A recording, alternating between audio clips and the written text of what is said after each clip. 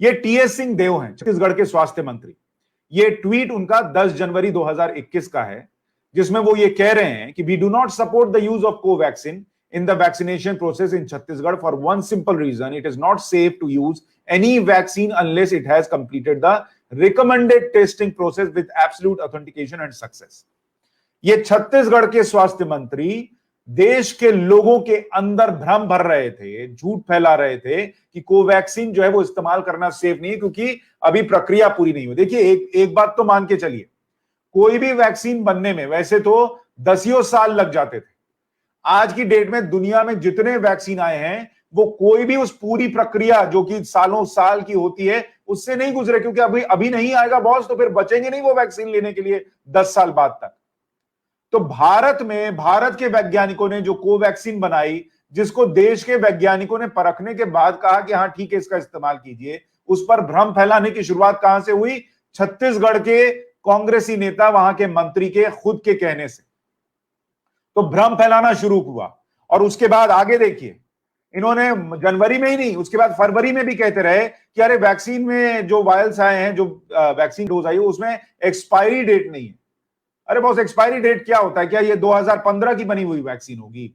लेकिन जब वैक्सीन लगने लगी और लोग अब क्या बोल के काटेंगे, तो भाई वैक्सीन में एक्सपायरी डेट नहीं। आगे देखिए, चलिए ठीक है, आपको यह लग रहा था कि तीसरे राउंड की टेस्टिंग नहीं हुई है, अभी पूरी नहीं हुई है, इसलिए हो सकता है विरोध कर रहे होंगे। जब तीसरे राउंड की रिपोर्ट भी आ गई, Covaxin efficacy data has no effect on opposition states, ये 5 मार्च की न्यूज क्लिपिंग आपके सामने रख रहा हूं। The opposition ruled states of Punjab, Chhattisgarh, पढ़िए इसको, and Kerala, which have refused to use Bharat Biotech's Covaxin, have not changed their stance even after the manufacturer released interim data showing 81% vaccine efficacy in phase 3 clinical trials. पहले तो बोला कि भाई मुझे भरोसा नहीं है, अभी पूरा 3rd फेज नहीं हुआ है, जबकि वैज्ञानिक देश के कह रहे थे कि मत घबराइए, हम कह रहे हैं सही है। नहीं, इनको भरोसा नहीं था, ये बड़े वैज्ञानिक बैठे हुए थे। उसके बाद जब आ गई तीसरे राउंड की रिपोर्ट, फिर भी छत्तीसगढ़, केरला लेफ्ट की सरकार है और पंजाब जहां कांग्रेस की सरकार है, वो ये कहते रहे कि हमको अभी भी भरोसा नहीं है। अब बताइए, इस तरीके की स्थिति में देश में जो वैक्सीनेशन की रफ्तार कम हुई, उसके लिए कांग्रेस पार्टी का ये पाप जो है उसको माफ किया जा सकता है? आगे देखिए इन्होंने क्या कहा।